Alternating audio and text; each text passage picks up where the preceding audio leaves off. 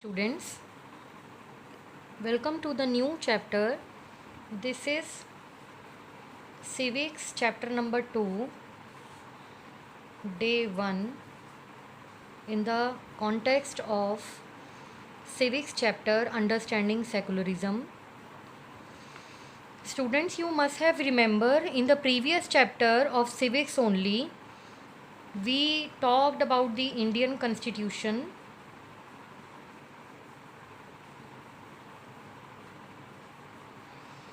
And in Indian Constitution, one of the key feature of Indian Constitution was the secularism, and it was the fifth key feature in the previous chapter. And you must have remember, in at that time we only did about the meaning of the secularism. What was the meaning of secularism? Separating state from its religions, or vice versa. Vice versa means separating religion from the states, right? So this chapter is full-fledged based on the idea of understanding secularism only. In this particular chapter, in detail, we will study about the secularism, what is the meaning of secularism, and why we have adopted in our Indian Constitution, right? So in today's class, what are the topics to be covered? So today's topics are, today we will do the introduction,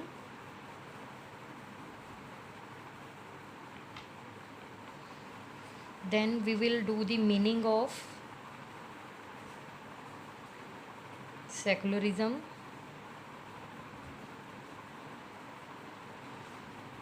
then today we will cover the last topic of today's topics which were planned, why it is important to separate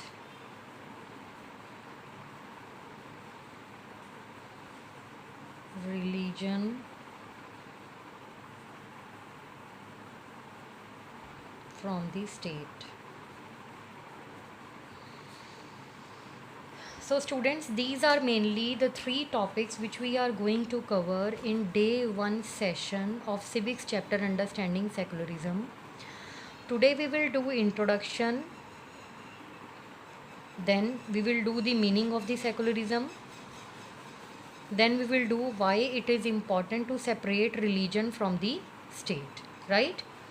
So first of all, before as an introduction, I would like to ask few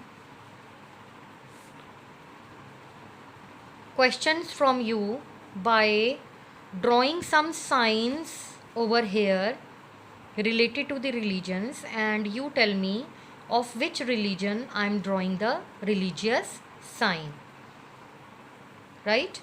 So first I am taking over here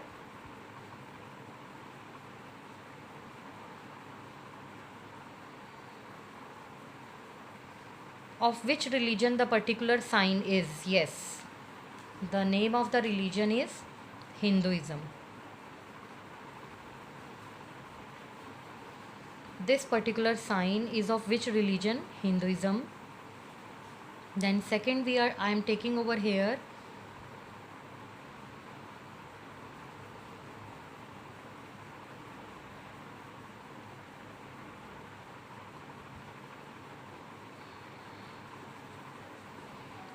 of which religion the particular sign is. Yes, Christianity.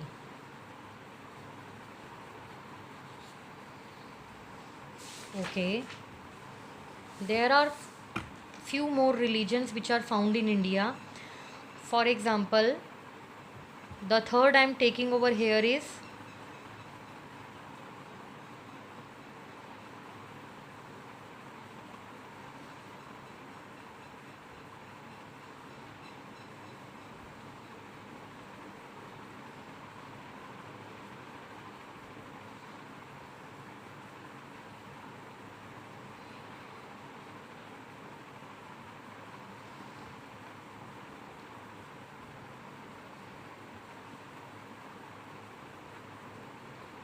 Again, I'm drawing one more religious sign.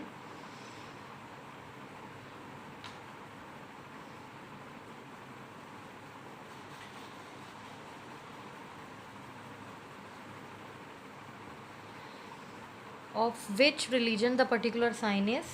Sikhism. Right? Then next I'm taking over here is the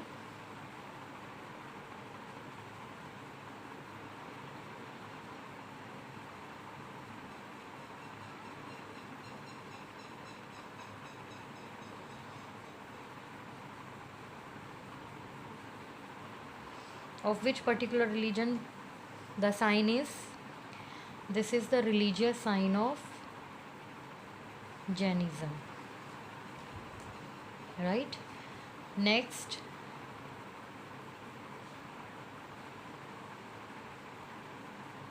of which religion the particular sign is? Yes, this is the sign of Judaism, the Jewish religion. Right? These all are the religion which are found in India, because India is a secular country. Later on I will tell you what is the meaning of secular. Right? So first let me finish with the religious signs, and then we will correlate these signs with the chapter.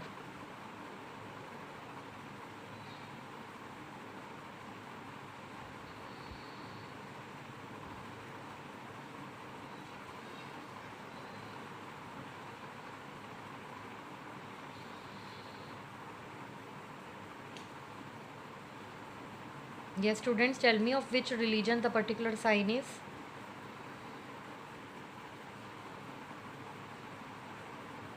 You must have studied about this religion in class 6. Yes, it is Buddhism. It is of Buddhism. Right? Then next, one more religion which we find with the particular color only.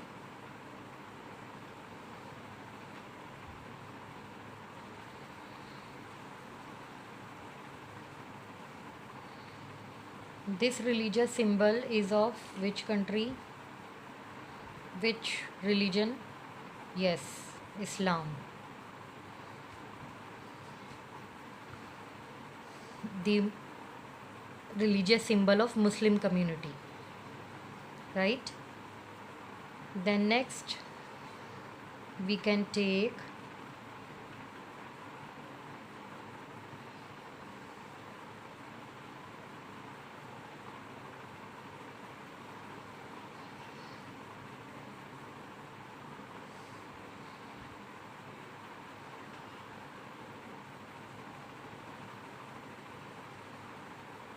the two swirlings,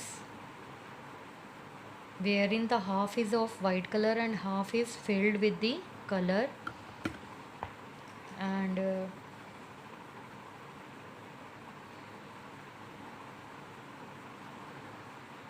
here is also one dot which is not visible, but it is empty. It should be of white color, so sign is like this. This is of which religion? Yes, this is of Taoist religion. So there are different type of religious symbols which I have discussed with you, and all these religious symbols are found in India. And as India is a people living in the large societies follow different religions, right? Almost all the countries of the world have citizens following different religions, but the number of people following various religions differ from each other, right? And followers of a particular religion, see, followers of a particular religion, maybe either it is a Sikhism or it is a Jainism or it is a Hinduism. Followers of each religion might be in a majority. For example, in India, we can say that Hindu people are in majority as compared to the other religions, like Sikh people are also in majority in India as compared to Christianity, Jainism, and Islam in India. right? So those religions which are in majority can discriminate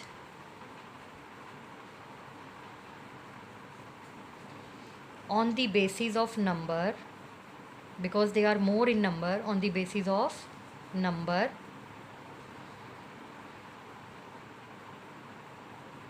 can discriminate on the basis of number, can do discrimination on the basis of number against minority. And students, in previous chapter I also explained to you what is the meaning of majority and what is the meaning of minority. Majority means the particular community, the people of particular community which are more in number, and minority which are less in number, right? So here in India you can better judge which community people are more in number. These are the Hinduism, these are the Sikhism, as compared to the other communities found in India, right? So on the basis of this number found in India of the different religions, there can be a majority and minority concept uh, related to the people of the particular religion in found in India.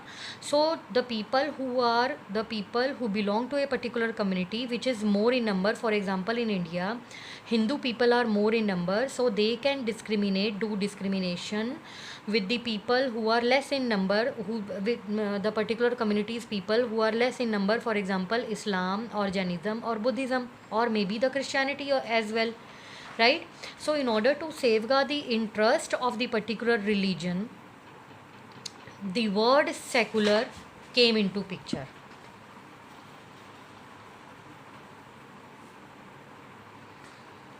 Secular means the equal. Irrespective in India, irrespective of the religions, whether they are in majority or in minority, all the religions are treated equal, right? According to secular word, the particular according to secular word, all the religions which are found in India, irrespective of whether they are in majority or in minority, all the religions will get equal importance in the eyes of the justice, or in the India, according to Indian constitution,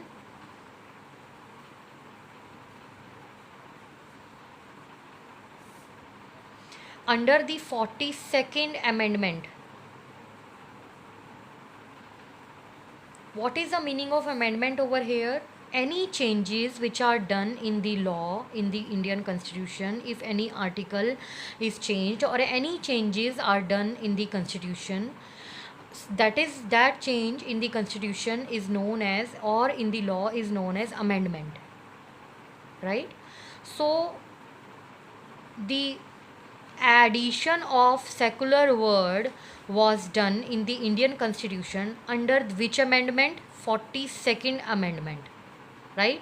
And according to this amendment, this word was added in the Indian constitution, and having the same meaning, that all the religious communities in India will get equal chance.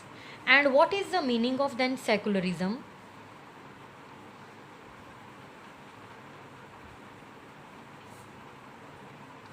Secularism is a word which has its origin from the Western countries,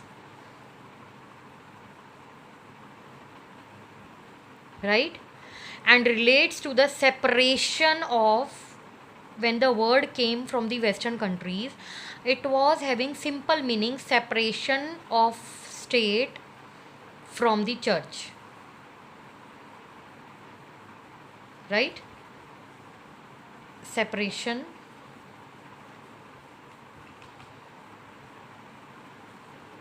of state from church, right?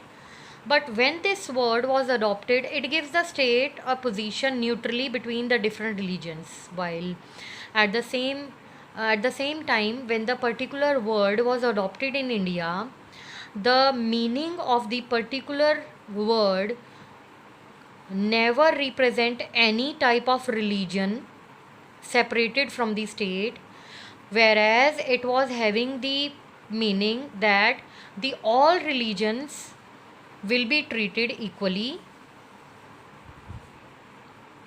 and all the religions will be separated from the state, right? Now for example, suppose name of the state is Punjab. Now it itself giving name of the state is Punjab, giving the indication where Punjabi people are living. Punjabi people are living in majority, right? Suppose name of the state is Haryana. In Haryana, all of us knows that Hindu people or Haryanvi people lives more in majority as compared to other religions. So it is not like that in Haryana only the Hindu people will get the advantage of the political matters, in the social matters, or in the economic matter. It is not at all like this. It is not at all like this in case of Punjab as well. If in Punjab the Punjabi people are living in the majority, then most of the advantages, most of the time they will get the advantages provided by the state. It is not like that, right? Irrespective of the state, whatsoever the religious people are living in that particular state, all the religions will be treated equally and all the religions will be separated from the state affairs. I am repeating the statement. All the religious communities, all the religious matters will be totally separated from the state affairs, right? For example, in Punjab, if Punjabi people are living, suppose toll tax is there in Punjab, right? Toll tax is there in Punjab. So policy is not like that in particular state, that if Punjabi people is crossing a toll tax, then they are not supposed to give any tax. But if any Hindu people, if any Muslim people, or if any Buddhism community people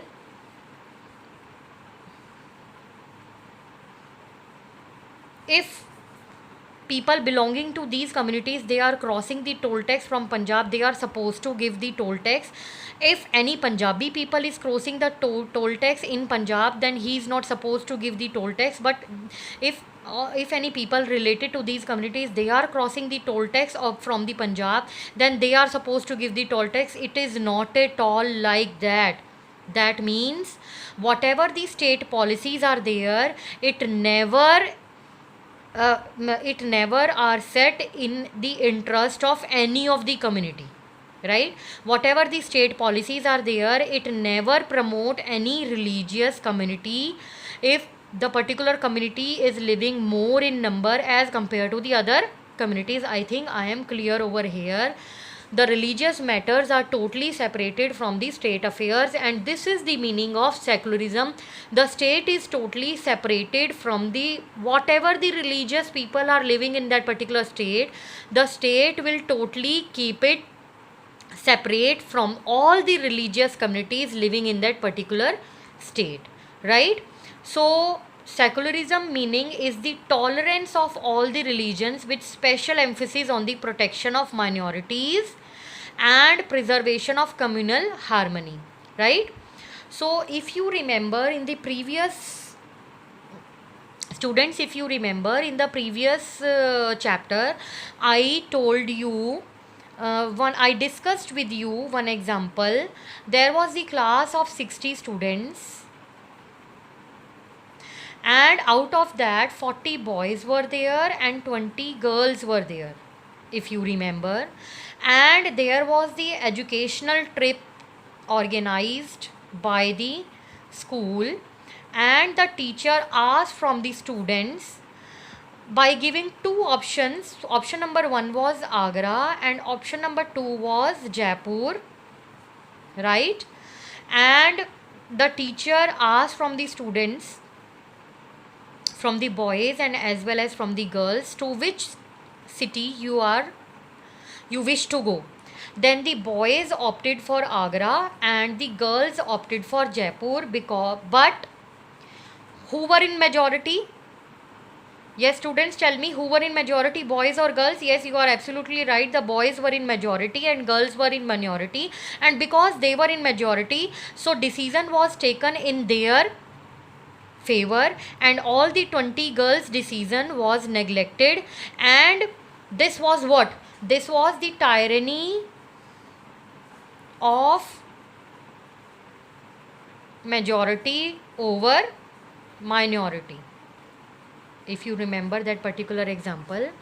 So here in this regard only, the particular words secularism, this was the boys and girls, and here the particular religion was not taken into consideration. But students, it happens in daily life when we are living in a particular community. In that particular community, many suppose in your class as well, how many of you are in number? There are 40 students in our class, and all of us belongs to different religions. Suppose if I ask from you, what is your religion?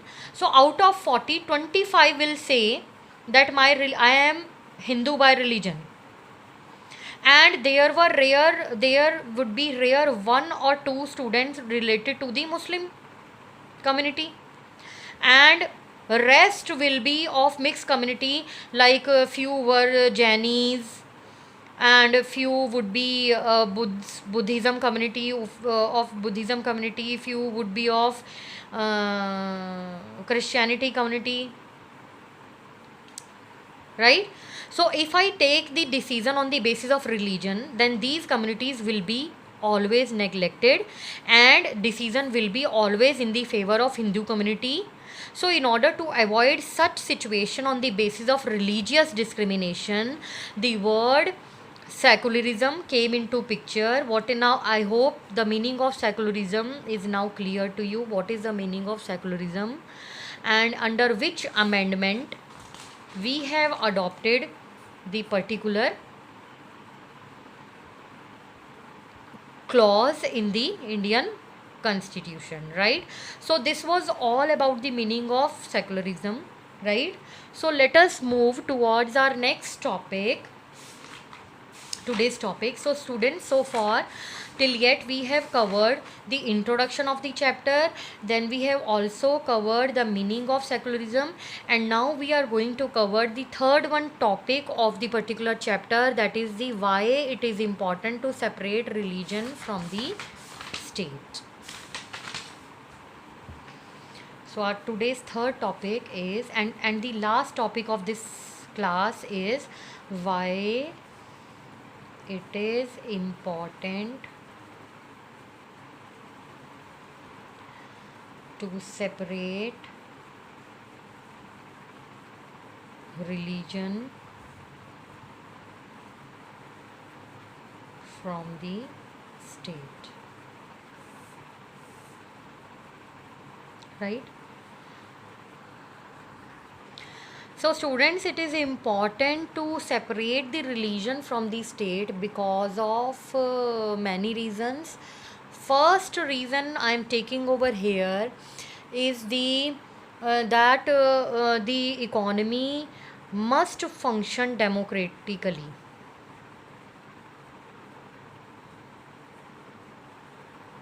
so that the economy may function democratically. What is the meaning of democracy? Where the people get equal chance to select their representatives, and through their representative govern the they govern the they govern over the country, right? So separation of state from the religion is very much important so that the economy may function democratically. Now second reason why it is important to separate religion from the state may be of majority and minority religious discrimination. To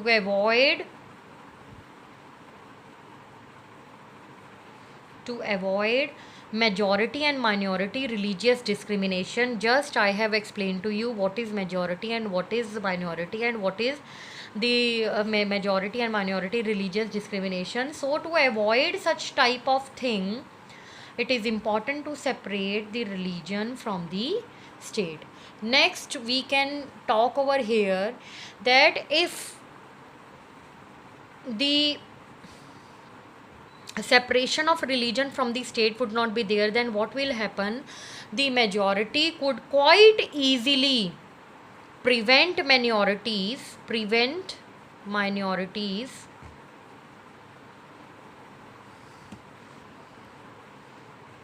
from practicing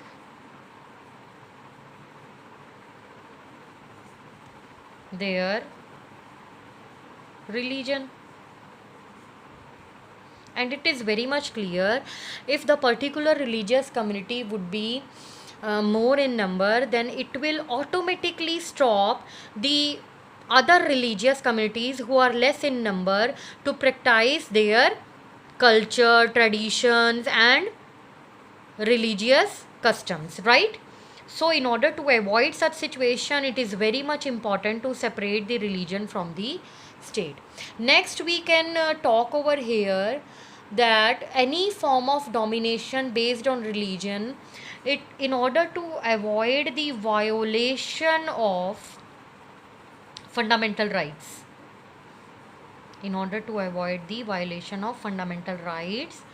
it is very much necessary to separate the religion from the state. Otherwise those who are more in number, they will enjoy their fundamental rights, and they will not allow the people who are in minority by the religion to enjoy their fundamental rights. So this separation of the religion from the state will prevent the violation of fundamental rights done by the majority to the minority.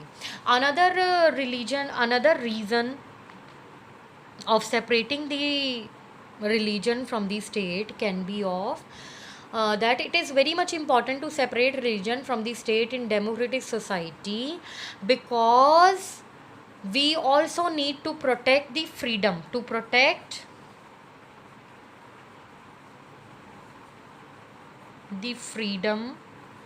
of individuals to exit from their religion, embrace another religion, or have the freedom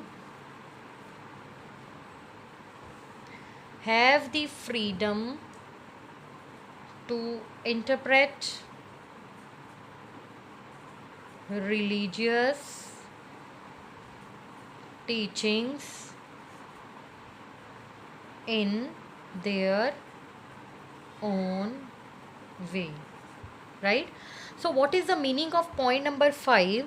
See, in India every person is free to adopt any type of religion, to leave any type of religion and to interpret the religious teachings in their own way, right? So it is only possible when the state will totally separate all the religions which are found in that particular state. It will be only possible then only, right? So in order to protect the freedom of individuals to adopt, leave or interpret any religious teachings, it is very much important to separate the religion from the state, right? So all these 5 points may be taken in opposite, because there is one question in the assignment booklet that what will happen if state will not separate the religion from the state, right? So we can make the just opposite of all these points. If the state will not be separated from the religion, then what will happen? The economy will not function democratically. The majority and minority religious discrimination will be there. The majority cannot prevent the minorities from the practicing their religion. Then there will be the violation of the fundamental rights. If the states will not separate from the religion, then there will not be provided any type of freedom to the individuals to leave, to adopt or to interpret their religious teachings in their own way, right? So all these points will become opposite. If there is, I am sure there is a question in the assignment, then what will happen if the state is not separated from the religion? Then the opposite of all these points we can write as a answer of that particular question. So I hope the today's topic are clear to you. We will cover few more topics of the same chapter, right? Till then, enjoy, take care, bye bye.